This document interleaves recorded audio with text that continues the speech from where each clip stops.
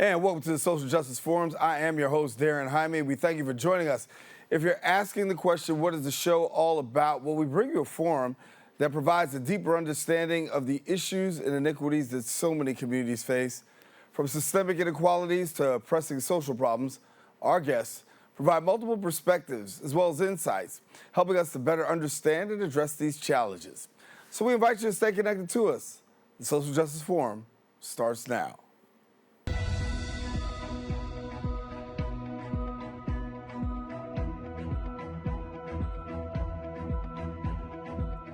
And welcome back. Today's guest is a man that embodies perseverance as well as purpose. He's driven by a passion and a love for community. An alumnus of the class of 2001 at Livingstone College, who returned to his alma mater to serve as its president in 2022. He's affectionately known as President 13. Now, this force multiplier has built a career helping others, raising over $500 million for education. Under his leadership, Livingstone College has become one of the fastest growing HBCUs in the nation. Joining us now to share a personal account of his journey through his foster care system, and then to highlight how he's paying it forward for those navigating similar challenges, is a visionary, a philanthropist, and as I said, the 13th president of Livingstone College, Dr. Anthony J. Davis. And Dr. Davis, thank you for joining us. Hey, man, I'm glad to be here, man. That was one heck of an introduction, man. I have to look around to see who you were really talking about, man. But hey, talk glad about to be here. Look, talk about you. Glad to have you sharing with us. And one of the things about your journey is that you're very transparent about how you were in the foster care system. But now, as the president of an HBCU, and now you have, the presidency at your helm, you're saying, listen, I want to pay this forward, and I want to address the issue of foster care in college life. Wow. Yeah, absolutely. I can say this, and I have to be very, very honest. I wasn't always transparent about it. As a matter of fact, now I'm looking at, in a few months, I will hit my 61st birthday. But I didn't talk about my foster care journey until I was about 40 years old. That was one of my secrets. Some of my best friends from childhood never knew that I was in foster care. In fact, I just ran into one not too long ago, and he asked me the question, where or how are your grandparents doing? Are they still alive? I said, hey, man, those were never my grandparents. But that was the lie I told because I didn't want anybody to know that I grew up in foster care. My total childhood and adolescent life, I was in the system, a ward of the state.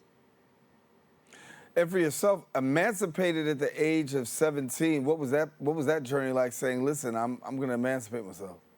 So it's ironic that I'm a college president today, right? Because, my dream was deferred, my journey was derailed. And at some points I felt denied. I can remember 1982, I'm a junior in high school and coming home with brochures from various colleges. And I was always met with the word that had two letters and an exclamation point, no. And I remember crying one day and I said, why can't I go to college? I'm smarter than this one. I'm smarter than that one. Why can't I go? And my foster mother, who was an angel on assignment, said, you are a ward of the state. And in 1982, Brother Jaime, guess what? There weren't resources available for young men and women who aged out of foster care to go to college. When you hit your 18th birthday, that was it. And so I couldn't go to college and wanted to go. And at age 17, my only pathway out was to go into the United States Air Force. I'm a U.S. veteran. I served 6 years with distinction, but that was my way out, age 17. So I spent 17 years, 9 months, 202 days in the system. And on July 22nd, 1983, I took that journey to the military enlistment processing center, and I went into the United States Air Force to never need any system. So I was truly emancipated, never needing public assistance or any other assistance again in my life. Wow. So as I look at your journey, you take the time to say, I've been there, I've done that, I got a T-shirt, and at the same time, I'm also paying it forward. Now you have the H.O.P.E program, and this is a program that Livingstone College has, but it's a partnership. And so, for those who may not be so familiar, how does the whole program work out? So to understand the whole program, you have to understand some of the horrible statistics related to young men and women like myself who age out or who get out before they're put out, age out, emancipated. So the statistics say that every year, 20,000 young men and women disproportionately who are African American and Hispanic will age out of the foster care system. 20,000 a year. 50% of that 20,000 will be instantly homeless on their 18th birthday. 85% will require mental health services and will never receive them. 25% will have undiagnosed PTSD. Young women, 60% of young women who age out will be pregnant before the age of 21 and or may be victims of sex trafficking. Young men who age out, 70% of them will be in the criminal justice system. And get this one, if they had 5 placements or more, 95% of young men who had 5 placements or more during their lifetime will be incarcerated. But Mm. here's the tragedy, only 3% would ever earn a 4 year college degree.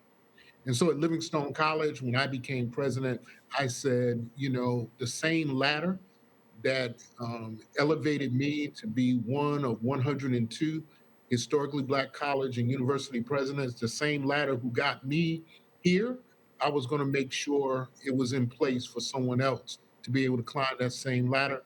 Or if you want to use an elevator metaphor, I said the same elevator that brought me to this space in place in my life, I was going to make sure that I sent the car back down, the elevator back down to bring somebody else up. So, to deal with those statistics, I created a program entitled HOPE. HOPE stands for healing, opportunity, preparation, and empowerment. And we say at Livingstone College, all you need is hope. And this is why I launched this life changing program on the campus of Livingstone College. The campus of Livingstone College has seen a resurgence, my brother. And when we talk about the resurgence, it's one of the most fastest growing HBCUs that are out there right now. Record numbers coming in with regards to freshmen. What is the secret sauce, if you will, for those people who are now coming and becoming blueberries? Well, one word, intentionality. We were intentional. When I became the president, as a matter of fact, prior to me becoming president, when I sat down with the board of trustees, I approached my candidacy not as a candidate, but a consultant. I laid out the challenges that were not only facing Livingstone College, but many private, historically Black colleges and universities: declining enrollment, crumbling infrastructure, a very, very modest endowment, lack of resources, and then public policy that threatened the existence of a small private HBCU executing its mission in Livingstone College. So I said to the board, I'm not concerned about the challenges because I've not only developed, I am prepared to deploy a 5 pillar strategy. And that strategy was grounded in 5 E's: enrollment, empowerment, economics, engagement, and endowment. And so for the last 3 years, this has been our formula to really address enrollment. And enrollment is not only who you recruit, but who you retain.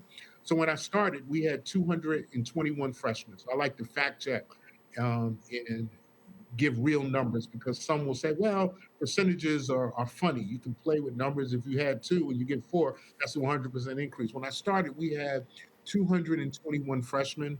Last year, we had 441 freshmen. That's a 100% increase in the number of freshmen who attended Livingstone College. Also, when I started, total enrollment was 713. Last year, 3 years later, we had 1,026 students. That's a 43.5% increase. Not only are we growing by recruiting students, we're also looking at the students we retain.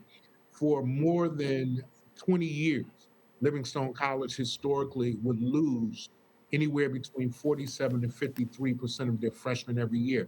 And it's not necessarily anything that Livingstone College did. It was really who they were recruiting. You can't recruit students who are socioeconomically at risk and academically at risk. And so my vision was to invest in the top of the funnel and be intentional about traveling the country and finding, or better yet, identifying young men and women who had academic potential, academic promise, and more importantly, academic prowess. And I believe that the Supreme Court did small private HBCUs a favor when they said that some of the pristine Ivy League institutions could no longer use race as a basis for admission. Hey, I hit the road with my team. The president went out for 17 weeks in an academic year, and I go to colleges, universities, churches, and I tell young people who have academic potential, promise, and prowess that you don't have to go where you are tolerated. You can come to Livingstone College where you are celebrated, and it has worked. In just 3 years, our academic profile has shifted. We went from an average class having a grade point average of 2.4, and now for 2 consecutive years, the average grade point average of an incoming freshman at Livingstone College is 3.26. Not only are we growing explosively, exponentially, we've increased and enhanced the quality of our academic profile. It's not just the academics, Dr. Davis. There's also the finances. And I mean, when I look at the numbers that you've been able to secure yourself, over 49 million, later over 60 million dollars in donations during your tenure, and even at one time securing a $10 million gift. And this is all recent. And so the reason why this is important, and I want to ask this question, is because we're living in a day and a time where people are selective in giving. Some people have cut away in giving. But you've been able to, really grab the bull by the horns and bring some things home. How are you able to secure, this amount of money, $60 million, and somebody say, hey, I'm gonna give you $10 million to Livingstone in this day and time? Well, I'm going to say this. I don't want to ever get to the point where I believe that it's all about me. It's definitely God's grace. I never want to say, I don't want to be like Moses, right? Getting close to the promised land and saying, must we give you water? And then I not be able to go into my kingdom. It's all God. But I had a head start. I have a master's degree in philanthropy and development. And I tend to look at development from a different lens, and I practice a little different. Um, I can say this, that 60 million was what it was before I had to have my kidney transplant. But since transplant, that 60 million is now 83 million. To God be the glory. So 83 million in the 3 years that I've been president. And I have not received a gift from that billionaire philanthropist, Mackenzie Scott. But I'm hoping that one day she'll hear our faintest cry and answer by and by, because we're taking every philanthropic investment and we're investing in this miracle on Monroe Street. And you see the ROI. ROI for us is not return on investment, but rather return on impact. Historically, we've been able to do more with less, and we are those underdogs. And I'll talk about that later on. But um, 83 million, and we were the only HBCU in North Carolina that tapped into another resource. We secured $7.2 million from Bank of America in the form of state and federal tax credits. We're the only HBCU that has leveraged that in the state of North Carolina, where there are 10 HBCUs executing a footprint. So this is an unprecedented season for our beloved Livingstone College. But I believe that that's what happens when you are fixated, or better yet, when you are doing good work trying to impact the least of these. And the whole program is just one example of some of the good work being executed on our footprint. For yourself, obviously, it's got to be this feeling of, you know, rejoicing in the fact that students are now taking higher education and seeing it all the way through to completion, because the graduation is gone, your graduation rate has gone up. I know that the freshman GPA go from 2.4 to 3.26. Educationally, when we talk about students and opportunities, what is it that is the driving force for these students in allowing them to be able to excel at a higher level, seeing these GPAs rise? Is it the exposure? Is it the fact that I'm coming to a university that has a college and an HBCU that is really making significant impact? What's the driving force, if you will? Do you think in the minds of students that's causing this turnaround? I think again, when you know better, you do better. I think that one of the things, and shout out to my media team, shout out to Adriana Johnson, who is handling my digital media and our footprint. We're all over the place, right?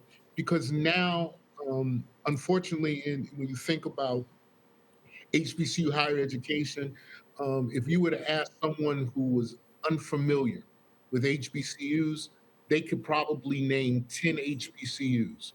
And I can name them for you, right? If you say, name me 10 HBCUs, it's always going to be Howard, Hampton, Morehouse, Spelman, FAMU. When Dion was at Jackson State, they'll say Jackson State. If you're around the DMV, you're going to see Morgan. You may hear um, um, a Morgan, you may hear Tuskegee, but really that's eight. There are 90 other HBCUs, and Livingstone was one of them. But what we've been able to do now is to double down on our value proposition.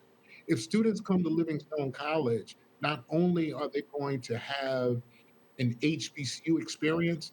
Remember, Livingstone is one of the only HBCUs that were founded for us by us.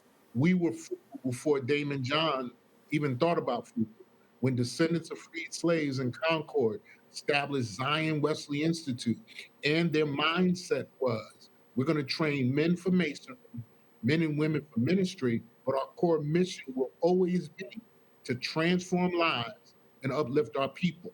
And so now, when you take that story to places where there are no HBCUs, I spend a lot of time in the Northeast because most people don't realize that the first HBCU should not have been Cheney in Pennsylvania. The first HBCU should have been in my hometown in New Haven, Connecticut, but it was aborted by Yale. September 13th, 1831, Yale had a meeting because there was a proposal to start the first Negro college. And here's what Yale said, and it's in the history books. Yale said that we don't need an institution like this in close proximity to Yale because it will destroy what we're trying to accomplish with Yale University. But then also, they doubled down on that and they said, listen, we don't need an experiment like this in America. But wow, listen, they were wrong. Think about all the contributions that HBCUs have made in our history. America is celebrating 250 years, but HBCUs have been at the forefront of educating descendants of freed slaves that we might make a contribution. So I carry that story and I remind students when they walk on this campus that this is the land that your ancestors toiled, tilled, and teared over. And you get to live out what they envisioned. They planted crops they would never harvest. They built a bridge that they knew they would never cross. And here's one that I always say they planted trees they knew they would never experience the shade. But here we are, 147 years later, making good on what they envisioned.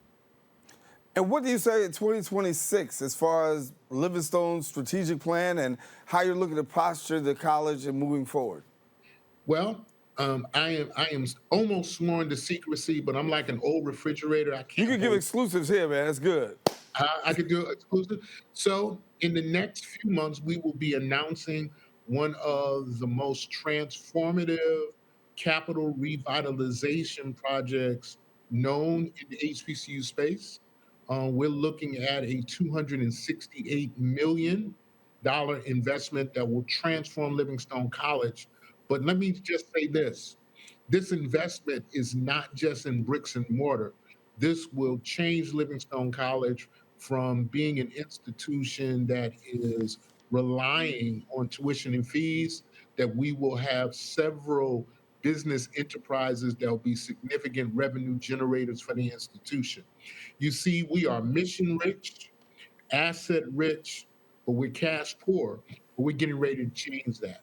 We're getting ready to create an economic model either some HBCUs will envy or emulate. And we hope that they will emulate because we want to be the blueprint for the next 100 years, the next 147 years of Livingstone College.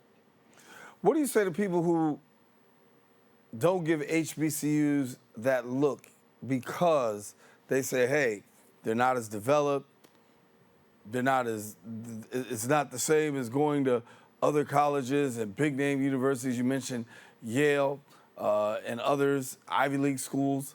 What do you say to people who say, you know, they turn their head at the HBCU and they turn their head and say, listen, if you want a quality education, you might not want to go to HBCU. How do you answer those critics? That is almost a softball question for me. If we look to the College Board to validate who gets into colleges through that test called the SAT, that same organization said that particularly African American and Hispanic students who go to HBCUs are 12 percentage points more likely to graduate with their degree, which means that we do a better job of not only getting students in, but getting them out. And that is because of the services. As we enter this new, the next 250 years of America, if we want to keep America great again, you have to think about what HBCUs do. We do more with less. We do more with less. The average PWI will invest $20,000 per pupil or per student. HBCUs will do it with less than that, 50% less, about 10,000. That's what we do. We do more with less. But look at our outcomes.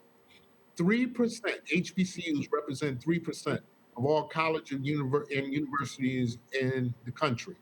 But we produce 27% of the African Americans who receive college degrees. 80% of the judges in the United States were educated on HBCU campuses. When you think about the number of teachers, think about STEM as we try to have a competitive advantage globally as a nation. You could not do it without HBCUs because 25% of those who will obtain a degree in STEM were actually educated on a campus called an HBCU. And there is one source that says that HBCUs are responsible for conferring about 40% of the degrees in STEM. So, as one of the rappers once said, you have to put some spect on our name and understand what we do, doing more with less. We are the underdogs, subject matter experts on how to turn adversity into achievement. You've definitely done it financially. You've done it in the lives of students with GPA. You've done it in the capital improvements that have gone on, and a whole lot of things that we haven't even talked about. But even as we started talking about the H.O.P.E program and how that's able to transcend into the lives of students. Before we go, I want to give an opportunity to get a couple things in. Number one, what should people be looking out for in the near future? I know you got some upcoming events you want to give a special shout out to. Well, of course, October 3rd, there's one HBCU to say that they have the greatest homecoming on earth, but we say at Livingstone, there's no homecoming like stone coming. So that's good. But more importantly than that, we want you to really dial into our whole program. There are young men and women who are aging out of foster care, and if we don't provide them with hope, you already know I've shared those statistics with you. Students can come to Livingstone College worry free. This is what I mean by worry free. Are we the first college to have or invite young men and women who age out of foster care to our campus? No, but we're one of the first who do this. They can come to Livingstone College worry free. They don't have to worry about where they will lay their head. 365 days a year, once they come to the campus, they're there. This is your home until you graduate. Not only that, we're going to provide meals 365 days. You don't have to worry about that need, that hierarchical need, right? And here's the last one. Worry free means that we're going to provide last dollar scholarships. Dr. Jaime, bro, Jaime, here's what I say about that. I'm one that will never say we're going to give you a free ride because nothing's free. I just found a number of my friends and philanthropists who will provide last dollar scholarships so you can graduate from college debt free. And think about that, graduating from college debt free with a degree and a skill that's going to put you on the path to wealth generation and prosperity. That's what this HOPE program is all about: healing, opportunity, preparation, empowerment. And the Livingstone College is now, in addition to our HOPE program, that we're going to break the cycle of homelessness in this nation, that we're now starting a program for McKinney-Vento students, students who are experiencing homelessness. Now we have HOPE, and you can find a home at Livingstone College. When you talk about these things, obviously they're real life situations that sometimes educational institutions are facing in the form of these students appear on campus, but yet and still the resources sometimes aren't there to be able to meet that need. How does it feel for you being able to say, listen, I can help those who are in foster care, I can help those who are homeless, I can help those from the inner city, I can help those with struggling grades, and be able to turn their lives around in a place that creates everlasting impact? That's called unapologetically on mission. That's what our ancestors envisioned. They never envisioned that our institutions would just be degree factories. They envisioned that we would be a safe haven where individuals could be equipped and empowered to go back to their communities and make their communities better, thus making this nation better. Yeah. So I'm just honored to lead and serve. And I have a saying on my campus. I begin every meeting and close it with this saying: is service is beneath you, leadership is beyond you. And we're serving this present age. Well, listen, do you want to give a shout out to the Blue Bear family right now? Go ahead and give it out before we get out of here. Man, I have to send a special shout out to Blue Bear Nation. This is how I close every one of my social media posts, Brother Jaime. I have to ask you that question: who you with? LC? There it is, LC, Livingstone College. That's who we are with today. President number 13, Dr. Anthony J. Davis. Enriching conversation, brother, and really inspiring conversation. Thank you for the work that you're doing and the lasting impact that you're making, not just for the institution, the university, not just for a denomination, but really in the lives of so many people and families that don't just affect them now, but because they got that degree, being able to have a brighter future. Thank you so much, brother, for taking the time. And you know what? You know, one thing I forgot to do? What's that? I forgot to send a special shout out to my friends over at Capital Prep Harlem. We have about 7 students who are coming to Livingstone College with one of the presidential scholarships. I'm excited as it relates to what we've been able to do in the city of New York. Hey, if you want to know more about Livingstone College, visit us, www.livingstone.edu, or send me an email, president13@livingstone.edu. And I promise you, we'll be in touch. Dr. Anthony J. Davis, thank you so much for being with us, my brother. Again, great conversation, and we look to talk to you real soon. All right, listen. Well, we come to the end of our show today. Hope you enjoyed this week's discussion on the social justice forums. If you're rewatching this week's episode, guess what? Catch the recablecast right here on Bronxnet.org. If you want to join the conversation, present your point of view, visit our social media at Bronxnet TV and join us. Next week, we elevate the discussion, bring further awareness across the globe. I'm your host, Daren Jaime, saying take care. God bless.